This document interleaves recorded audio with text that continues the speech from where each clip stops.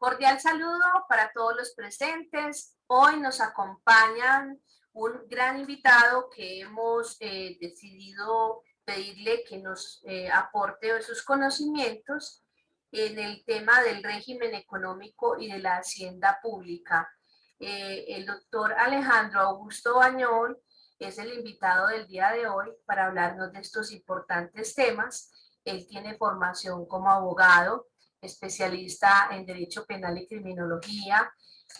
También ha trabajado el tema del Derecho Administrativo, especialista en Derecho Administrativo, magíster en Derecho Procesal y doctor en Derecho y postdoctor de la Universidad de Bolonia, Italia. Con todos sus aprendizajes y toda la búsqueda que él ha tenido en investigaciones, nos puede aportar hoy a este tema tan importante como son el componente económico en el Estado Social de Derecho y específicamente de la hacienda pública, materia que ha servido como docente en diversos claustros universitarios del país y fuera de él. Bienvenido, doctor Alejandro.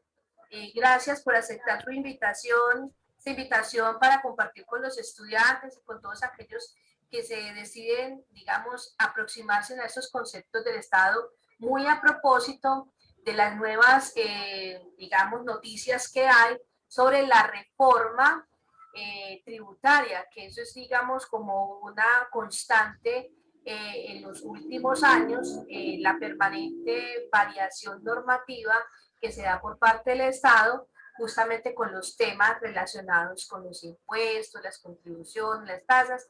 Qué bueno que usted nos esté acompañando para que nos dé un poco más de claridad sobre ese tema. Doctor, bienvenido. Encantado, muchas gracias, doctora Laura. Es un placer compartir con la academia y espero ser de utilidad en el tema que se ha propuesto. Muchas gracias.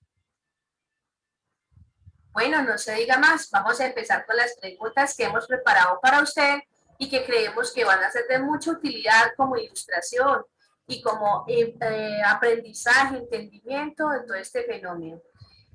Doctor, ¿qué es la hacienda pública? Bueno, la hacienda pública es una disciplina para algunos autores científica que hace parte precisamente del mundo de la economía y de la economía política y de la macroeconomía. Para otros autores es una metodología que combina distintas formas que se han dispuesto desde el punto de vista técnico o desde el punto de vista legal con el fin de generar un resultado final que se llama presupuesto. Para otros, la hacienda pública es el manejo del patrimonio público. Y en este sentido, pues yo voy a permitirme presentar acá una diapositiva que nos acerca a una definición mucho más sencilla que la tomo de los economistas Gutiérrez Londoño, Adolfo y otros en su libro Hacienda Pública, un enfoque económico, que lo definen como el conjunto de reglas y principios que determinan la manera de constituir, administrar e invertir el patrimonio público.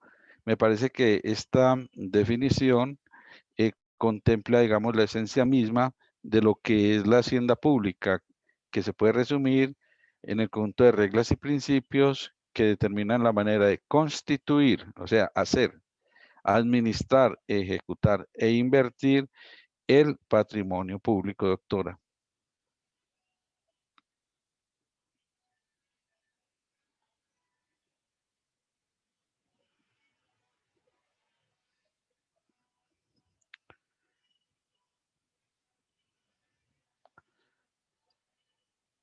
Doctora, no tengo sonido de su parte. Tiene el micrófono apagado.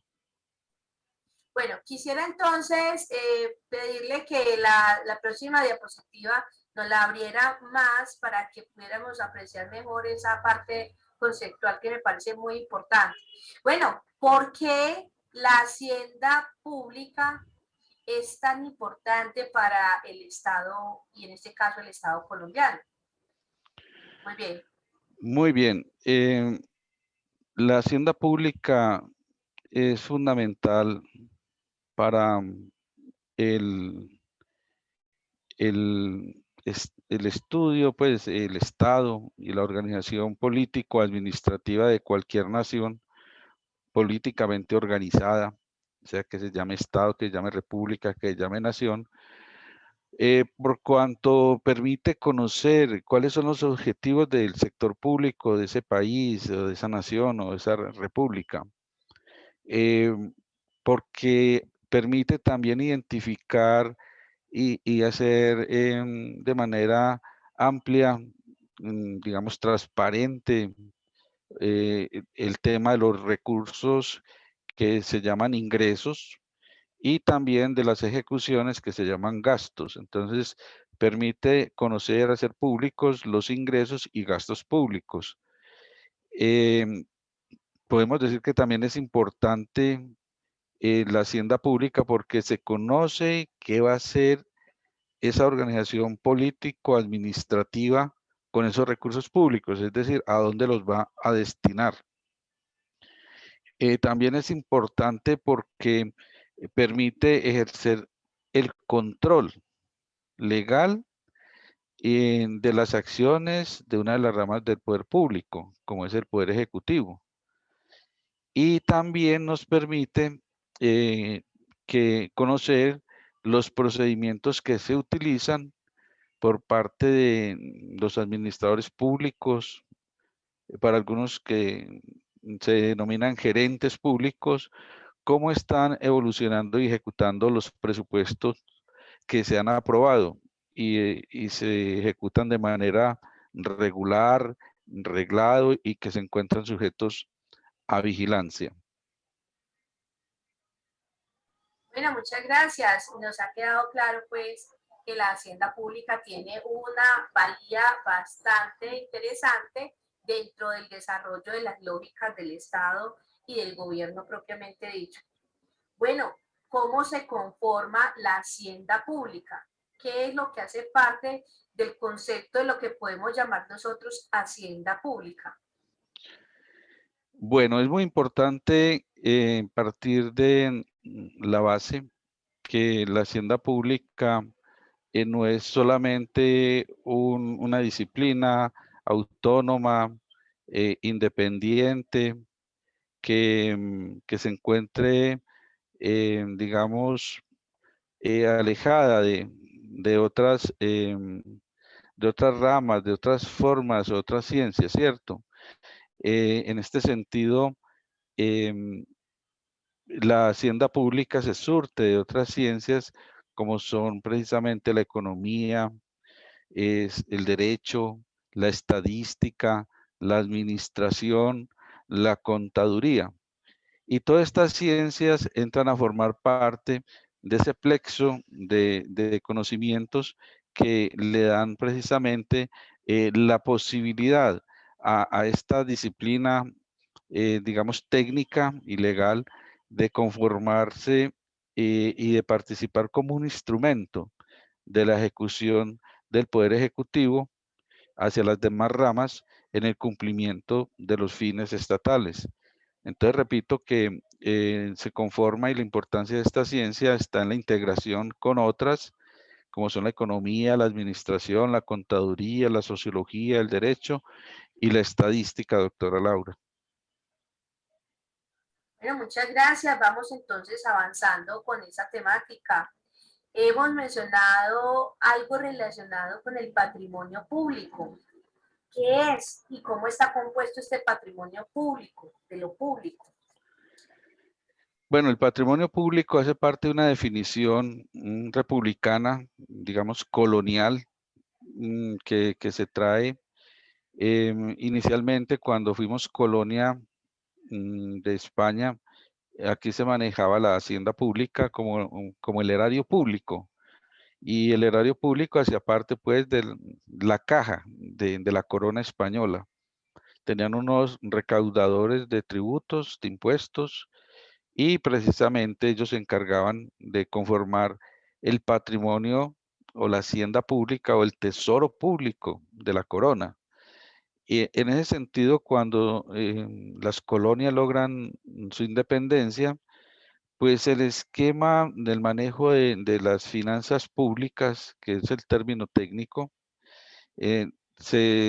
entra a confundir un poco con el antecedente, el patrimonio público, con la cosa pública que hablaban las sociedades romanas. Entonces, era la cosa que pertenecía a todos y que por lo tanto, como recurso, como inversión, como riqueza, era el objeto de las guerras, era el botín de las guerras. ¿Dónde está el patrimonio de la corona, ese patrimonio público con el fin de ser apropiado?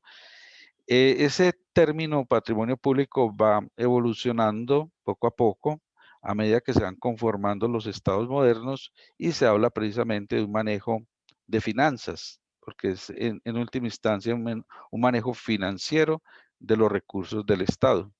Entonces, el tema patrimonio público, digámoslo, es una expresión histórica que debe ser adecuada o modernizada frente al tema que se maneja actualmente, que es de finanzas públicas.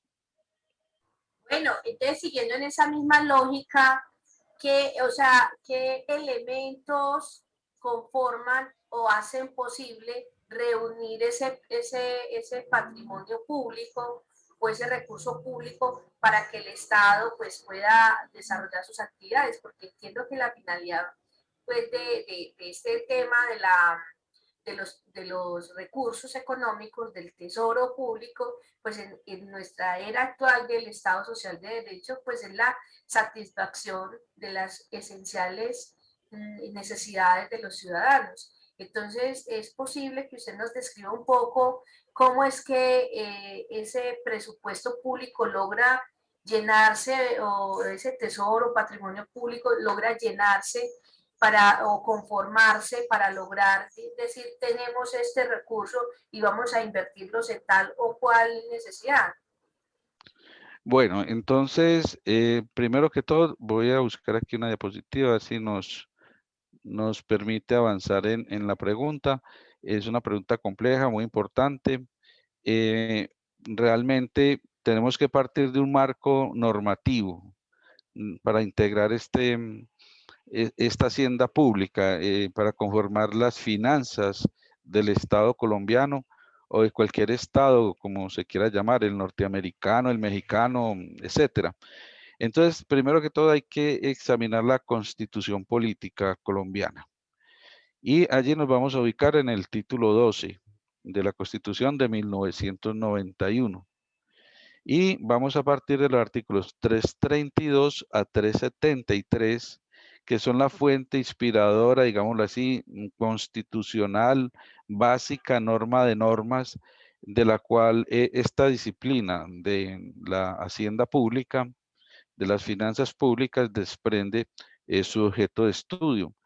Y entonces, en este sentido, con el auxilio de las ciencias que hemos señalado, entonces, a partir de la hacienda pública es necesario, como usted lo señalaba, cumplir unos fines estatales y unos propósitos estatales que pueden ser resumidos como se presenta seguidamente, que es primero dotar a la comunidad de cierta cantidad de bienes colectivos.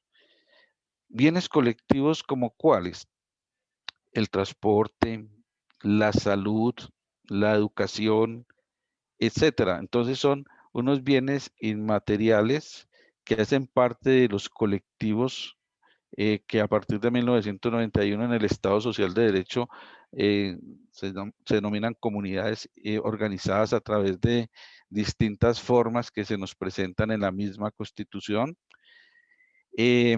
También se tiene como propósito propiciar la redistribución de los ingresos, o sea, hacia dónde vamos a dirigir y aplicar estos recursos. Técnicamente se habla de que es necesario repartir personalmente las rentas, hay un reparto funcional de la renta, hay un reparto sectorial de rentas, hay un reparto territorial de las rentas y también se tiene un reparto entre agregados económicos. En este sentido, también se pretende buscar la estabilidad económica del país y de la economía, de Contera buscar un desarrollo económico y, como lo señalabas al principio de la pregunta, cumplir los fines estatales contemplados en la Carta Política. Por ejemplo, para 2021, el Senado de la República aprobó el presupuesto general de la Nación en cuantía de 313.9 billones de pesos. Actualmente, el gobierno ha presentado una reforma tributaria llamada reforma solidaria, que pretende recaudar 23.4 billones de pesos y que es lo que se ha considerado, no demostrado, o sea, se ha calculado que el déficit fiscal en este momento, con el tema de cierre por el tema del SARS-2 o COVID-19, está alcanzando la suma de 23.4 billones de pesos, pero que para el año entrante, según las proyecciones, esa suma se verá incrementada y por eso desde ahora se hacen como unos avances ante el Congreso de la República con el fin de que haya un escalamiento dentro del pago de los impuestos, tasas y contribuciones. Entonces, en este sentido, el presupuesto se va a conformar por unos elementos importantes como son los ingresos de la nación y también por unos gastos. Eso tiene que estar dispuesto en la ley. No es que el presidente de la República o los mandatarios territoriales puedan hizo facto de manera alegre disponer de esos recursos públicos. Tiene que existir un reglamento, una ordenanza, una ley, un acuerdo mediante el cual se hace precisamente esa construcción del presupuesto. Bueno, bien complejo el tema porque ya empieza a sonar el tema de las relaciones con otras ciencias como la contaduría, como la administración, la economía, girando alrededor justamente de esos componentes que están contenidos en la Constitución. Doctor, cuando uno piensa en la hacienda pública, es inevitable de hacer esta reflexión. A ver, ¿cómo se gana o cómo conforma el Estado todo su patrimonio público? ¿Cómo el Estado atiende tantas necesidades de tantos ciudadanos en el territorio nacional y teniendo pues también, claro, que Colombia no tiene una cultura del pago del impuesto, digamos, puntual? Hay situaciones también de carácter cultural que pueden ser, digamos, negativas o limitantes frente a ese recaudo. Lo primero dentro de lo que estoy preguntando es, ¿qué más aparte de las tasas, contribuciones o impuestos pueden conformar el grueso del patrimonio público? ¿Qué más recursos? Sí, precisamente tenemos el tema relacionado con el endeudamiento, o sea, con los empréstitos que se pueden hacer por parte de los estados y que llevan precisamente a que se tengan unos recursos adelantados. En el caso colombiano, por ejemplo, se tiene que acudir a la banca internacional, es el Fondo Monetario Internacional, el Banco Mundial, que son los que tradicionalmente, digamos, dirigen u orientan los préstamos a los estados.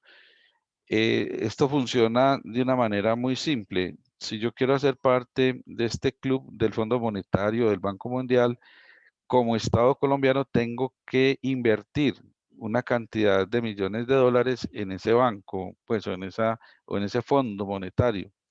Y con fundamento en mi buen comportamiento como Estado, como buen ejecutor, entonces me pueden facilitar préstamos en dólares. En este sentido, se habla de la deuda pública externa de Colombia, que para en 2021 alcanza la suma de 156.834 millones de dólares, con corte a enero. Esto surge de una fuente oficial que es el Banco de la República, que es el emisor de moneda nacional. En el cuadro ustedes pueden observar cómo ha venido creciendo desde 2005 el fenómeno de la deuda externa, siendo más alto el 2020 y lo que va de 2021 en proporción bastante, digamos, geométrica frente a lo que produce el país. Esto se conoce dentro de la hacienda pública como el manejo de la regla fiscal. Es decir, sí o sí nosotros como Estado colombiano tenemos la obligación de estar pagando mensualmente intereses al Fondo Monetario, al Banco Mundial, en dólares de lo que nos han prestado. Y pueden caerse los programas sociales, puede caerse el tema del sistema pensional, puede dejar de invertirse en obras públicas, pero no puede dejarse de pagar los intereses y respectivos aportes a capital a las entidades de crédito internacional. Esa se llama la regla fiscal. En esta pandemia, los países del mundo le decían a los organismos prestamistas de dólares que por favor flexibilizaran la regla fiscal, es decir, que se permitiera una moratoria en el pago de estos intereses y recursos, toda vez que las economías estaban en crisis por el tema del pare súbito con ocasión del COVID. Pues las agencias internacionales de préstamos dijeron que no, que pues lo que podrían hacer era prestarles más dinero para que con esos dineros que les prestaban, pues ellos mismos se los retornaban y volvían a sus fuentes, ¿cierto? O sea, ni siquiera iban al país. O sea, lo que se hacía era crecer más la deuda en el capital y con eso se subvencionaban el pago de los intereses. En este sentido, es bien delicado entonces uno decir que el tema de la regla fiscal se flexibilizó cuando realmente lo que se hizo fue obtener un mayor endeudamiento para pagarle con ese mismo dinero el interés y capital a quien me estaba prestando el dinero. Eso se llama como una especie de refinanciación de la deuda, pero el dinero nunca ha pasado a las arcas del Banco de la República, ni se ha invertido en el país, sino que fue una operación interna de bancos y que efectivamente pues dicen, sí señor, yo le adelanté este dinero y usted está al día en los intereses, quiere que le preste más dinero, entonces se va dando toda esta rotación del buen pagador en este sentido de poder ellos cumplir con ese tema del pago de la deuda externa. Entonces, además de los impuestos directos e indirectos, las tasas, las contribuciones, las sobretasas, la deuda externa, usted también tiene otro punto que puede tener dentro de sus ingresos, y es que el Estado colombiano puede emitir bonos de deuda pública. Los bonos de deuda pública, entonces, son aquellos títulos en valores que permiten ser negociados en bolsa, o en bancos y entre particulares, por medio de los cuales quienes tienen recursos, dinero disponible, pueden comprar y esos bonos ser redimidos a 10, 15 o 20 años con una tasa de interés. Es decir, es como un colchón que pueden hacer los que tienen capital invirtiendo en bonos de deuda pública. Estos bonos de deuda pública, entonces, son recursos frescos que le ingresan por adelantado a la nación colombiana, por ejemplo, y que puede, sin necesidad de imponer, o sea, sacar tributos y todo eso, tener un flujo de dinero de caja mucho más eficiente, ¿cierto? Pero todo eso tiene que estar contemplado dentro de la ley del presupuesto. Y el presidente tiene que estar autorizado por el Congreso para emitir esos bonos. Eh, hay unas empresas como por ejemplo Ecopetrol que emiten también bonos de deuda pública, bonos de inversión. También lo hace Empresas Públicas de Medellín en algunas ocasiones para algunas transacciones. Entonces, lo que hacen es, vean, soy empresa estatal, necesito recursos para destinarlos, por ejemplo, en el caso de PM, a manera de ejemplo, invertirlos en Hidroituango. Y entonces, mientras el proyecto sale, yo genero con cargo a las tarifas de los servicios públicos que si voy a pagar la emisión de estos bonos.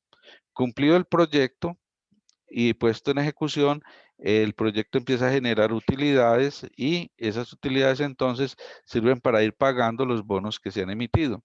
Entonces, esa es otra forma que tiene el Estado colombiano y las empresas del Estado para recaudar recursos y obtener fluidez o flujo de caja, como se dice. Esas serían como, grosso modo, de manera muy sintética, las fuentes con las cuales se surte las arcas del Estado. Algunas donaciones que se puedan hacer también sirven. También, por ejemplo, está muy de moda acudir a la comunidad internacional a solicitar apoyos como para los desplazados venezolanos, como por ejemplo para la erradicación o ataque al cultivo de hojas de coca y de marihuana. Entonces ustedes, no sé si pueden acordarse del Plan Colombia y luego un segundo Plan Colombia por medio del cual los Estados Unidos empezaron a girar una serie de recursos con el fin de que fueran aplicados al tema de la fumigación y erradicación de hojas de coca o plantas de coca. En el caso venezolano, pues para que sea atendida esta población desplazada y que se le brinden unas condiciones humanitarias. Entonces se reciben de una parte donaciones y de otra parte acuerdos que ingresan al país y que ese dinero se tiene que volver pesos. Entonces, para poderlo monetarizar, porque nuestra moneda es el peso colombiano, el COP. Entonces, de esa manera se puede tener unos recursos adicionales. Entonces, lo que hacen con las reformas tributarias es mirar qué sectores no están cubiertos con impuestos o tienen unos impuestos muy bajitos y empiezan a escalarlos, a subirlos, de tal manera que eso se convierte en una fuente de recursos y así conformar el presupuesto. Es decir, entonces, doctor Alejandro, que con esta reforma tributaria, pues las personas que anteriormente, digamos, no estaban en la mira de ser sujetos tributarios, o sea, sujetos de estar dando tributación, hoy, gracias a esta reforma que se está proponiendo el gobierno en el Congreso de la República, que fue recién radicada, pues parece ser que va a ampliar como el ámbito, digamos, el espectro de personas obligadas. Y también se ha comentado mucho por los medios comunicacionales que parece ser que se van a gravar con el impuesto al valor agregado algunos productos de la canasta familiar. Algunos gremios y algunos grupos de presión o gremios del país, pues se han manifestado a favor y en contra, porque realmente pues la economía, como usted lo señalaba, no ha sido la mejor, ha estado deprimida, y dicho, inclusive escuchaba al exministro Juan Camilo Restrepo hablar de que no era la forma adecuada de recoger esos dineros, digamos, soportando o generando más cargas para el ciudadano común y para la pequeña y mediana empresa, que sugería, recuerdo de pronto algunas ideas, que era un replanteo del tamaño del Estado, lo que podría de pronto ayudar a soliviar parte de esas cargas de lo que llamamos el hueco fiscal, que también ha sido dicho por algunas otras organizaciones de fuera, que Colombia tiene que organizar ese déficit que tiene, de ese gasto público, de que nos gastamos más en el funcionamiento que lo que realmente se tiene que invertir en los programas que van a beneficiar a la sociedad. ¿Usted qué opinión le merece esta nueva reforma? Ciertamente el punto que toca la doctora Laura y con referencia al doctor Juan Camilo, es cierto, el doctor Juan Camilo fue ministro de Hacienda y Crédito Público durante varios gobiernos y realmente lo que se buscaba era ser muy prudentes con ese tema. Es cierto que tenemos un desborde burocrático y tenemos un sistema em, de Hacienda, digámoslo así, tributarista. Nosotros estamos como un foco de desarrollo del país pensando siempre en el tema tributario. Cada año hay una o dos reformas y este gobierno ya lleva tres. Eh, el punto allí es que cuando un ministro de Hacienda y un equipo económico solamente está pensando en un manejo de finanzas públicas a partir de tributos, se descuida todo lo otro. Y todo lo otro tiene que ver precisamente con lo que se ha señalado, y es precisamente el tamaño del Estado. Porque el tamaño del Estado invoca el que sea el mayor empleador del territorio. Y eso genera pues todo un sistema de salarios, prestaciones, que es también legal y que no son salarios mínimos. Porque una cosa es el salario que se gana un trabajador en el sector privado y otra muy distinta, el que se gana un trabajador o empleado público dentro del sector público.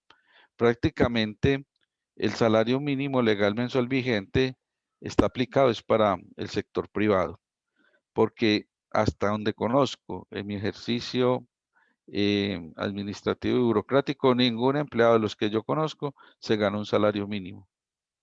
Y esto hace que las personas, entonces en el sector público, resulten patrimonialmente un poquitito más beneficiadas frente a las decisiones que se toman frente al tema de los salarios mínimos.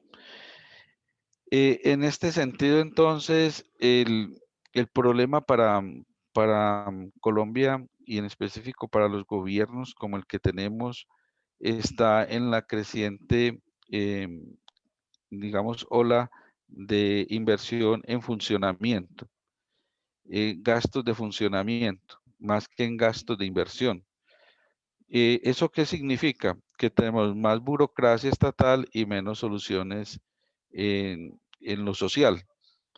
Mientras se va creciendo la planta burocrática, menos inversión para salud, menos inversión para hospitales públicos, menos inversiones para medicamentos, menos inversiones en prevención de enfermedades, menos inversión en educación pública, menos inversión en sistemas de transporte público. Y todo esto entonces va haciendo que tengamos que estar sujetos a agradar todo. Es increíble que hoy la propuesta tributarista del gobierno sea al estrato 4, 5 y 6, por ejemplo, en el pago de los servicios públicos, incrementarles en un 20% el valor de lo que paga en la tarifa. Es muy delicado porque el estrato 5 y 6 paga el 50% del valor de su tarifa por el hecho de estar en el estrato 5 y 6, no es por más, no es por el consumo, es por estar clasificado en el estrato 5 y 6.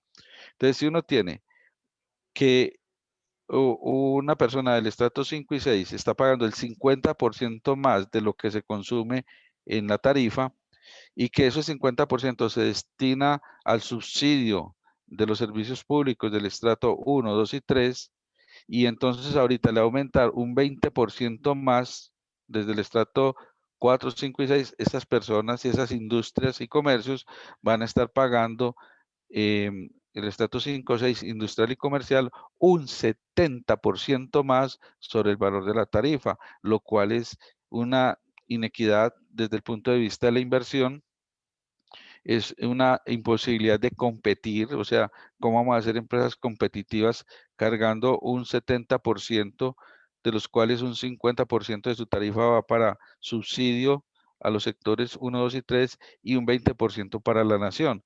O sea, es completamente inconveniente y va contra todo sentido común de la economía y de la inversión estar cargando en este momento, sobre todo de crisis y de pandemia, a unas empresas industriales y comerciales que están haciendo un esfuerzo gigante para no cerrar, para generar unos empleos y entonces a partir de allí, pues poder posibilitar que la gente no esté en situación de vacancia o desempleo permanente.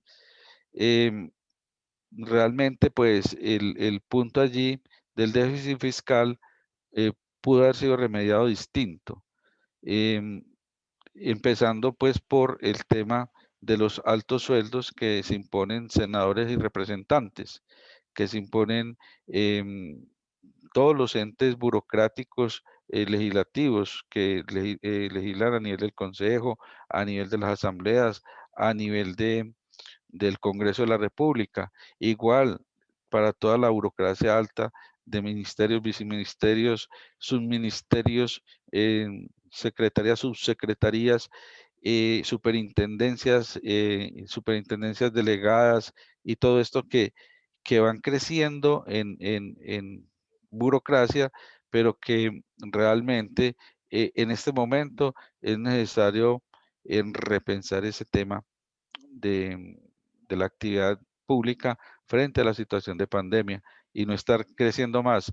Es increíble que la reforma que propone la señora procuradora Cabello sea de que se le permitan facultades judiciales a la Procuraduría para efectos de sancionar a los empleados públicos, pero que a la vez se le permita el crecimiento de más de un 30% de la planta de personal de la Procuraduría. O sea, es un amarre incorrecto y el proyecto de ley lo veo inconveniente también en ese sentido cuando no se está pensando sino en acrecentar más el tema del empleo público a costa del presupuesto oficial.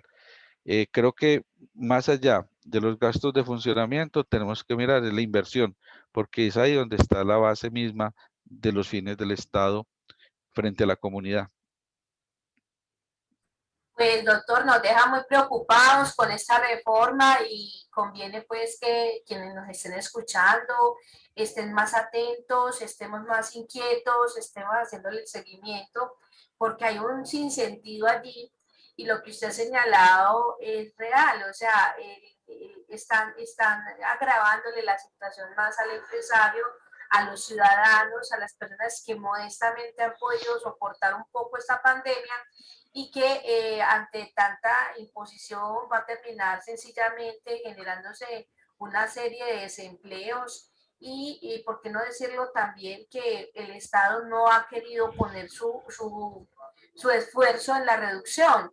Yo siempre he pensado en algo, que por qué razón todos esos servidores públicos vía ley podría hacerse en estado de emergencia, pues se les reduzca a la mitad sus ingresos y esos valores que no están recibiendo, pues vayan a esos programas que hoy se piensa endeudar más al Estado o hoy que se piensan cargar más impuestos al Estado por esa vía, recuperar una serie de recursos. O sea, esa sería una, digamos, eventual solución para evitar agravarle la situación más a los ciudadanos, al pueblo colombiano. Doctor, nos deja muy preocupados, pero muy agradecidos también en la medida en que nos ayuda a vislumbrar un poco más estos conceptos de la hacienda pública que no son, digamos, pacíficos. Es un tema que amerita un rigor de estudio científico para poderse uno aproximar y por lo menos ser consciente de ese entorno que nos está rodeando. ¿Quiere usted de pronto darnos alguna otra reflexión adicional antes del cierre? Sí, básicamente es lo siguiente, como administradores de empresas, como docentes de la administración de empresas, de la contaduría, de la economía, pues estamos llamados es precisamente a presentar estas reflexiones en los entornos de los ciudadanos, ¿cierto? Donde se permita precisamente este análisis. Em, una cosa es lo que publicitariamente se señala y es importante ir a los textos en los cuales se está contemplando pues la redacción. Me parece que desde el punto de vista de la reforma que se está presentando, en este año yo creo que se puede presentar otra reforma porque van a quedar insuficientes los recursos, o por lo menos van a dejar abiertos los espacios para que se sigan presentando adiciones y complementos a través de nuevos proyectos de ley. Eh, Hacer empresa en Colombia en esas condiciones es muy difícil. Administrar empresas en estas condiciones se dificulta. El reto es grande. El reto es muy complejo porque se le va a pegar con todo este tema, o sea, todo lo que se está cocinando es pegarle un tema social y el tema social son las convenciones colectivas, son los pensionados y son, digamos, los derechos de protesta y de huelga de los trabajadores. ¿Por qué? Porque un empresario en estas condiciones que le toque administrar una empresa no se va a poner a vincular personas con un contrato a término indefinido. Ese contrato a término indefinido, con todas estas decisiones, se está es buscando eliminar y se está buscando eliminar el régimen laboral colombiano. En el fondo es eso, es una, digamos, persecución a un sector que lo único que tiene son sus manos y su capacidad de trabajo para participar en un mercado. Y el mercado que se está vislumbrando, que se está viendo venir, es el mercado por hora laboral. Y en ese sentido, cargarle al trabajador, al operario, al profesional, el tema de salud, seguridad social, el tema de riesgos profesionales, incluso el espacio donde tienen que trabajar. A mí me interesa mucho es que usted me produzca esto, me pase estos informes, hágalo desde el parque, desde su casa, desde su patio, y yo por hora laboral le pago tantos pesos. Usted con una orden de servicios por horas me cubre tal necesidad. Si le sirve así bien y si no también, porque hay otros que lo pueden hacer. Entonces, lo que se ve es romper toda la estructura, digamos, garantista de los derechos sociales. Este es un embate fuerte contra esto. Ya se tiene, por ejemplo, en materia laboral, la pérdida del efecto de las convenciones colectivas en materia pensional. Se reformó la Constitución para decir que las convenciones colectivas no podían entrar a resolver en el conflicto laboral el tema de las pensiones, que antes sí se hacía, que tampoco se puedan colocar edades de retiro o de pensiones, ni tampoco circunstancias. ¿Por qué? Porque era necesario reformar todo esto y se aplicara pues la ley 100 del 93. Ahora lo que sigue es el embate contra los pensionados. La carga pensional se hace insostenible tributar y financieramente. Entonces, ¿qué es la necesidad que hay? Es primero ponerlos a pagar impuestos. O sea, se van a agravar las pensiones. Van a empezar en 7 millones y luego van a empezar a bajar hasta llegar a 2 millones o 2 salarios mínimos y van a empezar ese proceso de seguir grabando. ¿Con qué fin se hace eso? Pues con el fin de que se tenga la posibilidad de ir, digamos, reduciendo el número de pensionados que hay en temas de derechos que se tienen, ¿cierto? Porque eso es una garantía social. Usted ha trabajado 20, 22, 25 años y tiene un derecho a un retiro digno y a un ingreso digno porque lo ha generado durante todo ese tiempo de trabajo, pero aquí va para atrás. Entonces, se le pega al régimen pensional, al régimen laboral, y por ahí derechito a los jóvenes se les manda la señal. No es posible que ustedes en este esquema aspiren ni a pensionarse ni a jubilarse. Y segundo, a tener un trabajo fijo. Entonces, esos son los mensajes que están saliendo de estas administraciones públicas de los últimos 20 años. O sea, el nuevo milenio recibe a los jóvenes profesionales y a los jóvenes trabajadores en condiciones miserables y en condiciones de inequidad frente a su futuro como empleados, como administradores, como contadores, como abogados, como médicos.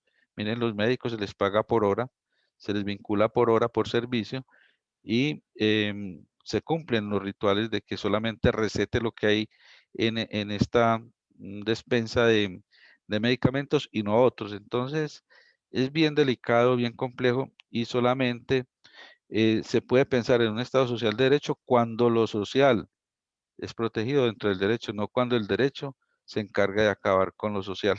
Muchas gracias, doctora Laura. Muchas gracias y bastante importante su reflexión. Espero que todos los que nos puedan oír, estudiantes, profesionales, docentes, puedan tomar, digamos, mucha reflexión y conciencia y dejar de estar haciéndole el juego a este momento que en ocasiones la desinformación o la falta de educación nos va en contra de nosotros mismos. Un feliz día, muchas gracias por su aporte y dejamos allí, Sí, profe. doctora, una colita. Entonces, no es el tema de la pandemia, no es el tema del COVID, no es el tema del SARS, no es el tema de estar encerrados. Es un tema que va de la mano de atacar los derechos sociales de los ciudadanos que no tienen más sino su fuerza de trabajo y su capacidad para enfrentarse en el día a día a conseguir su forma de vivir. Muchas gracias y un abrazo grande. Un abrazo para usted, doctor. Muchas gracias y continuamos luego en clase.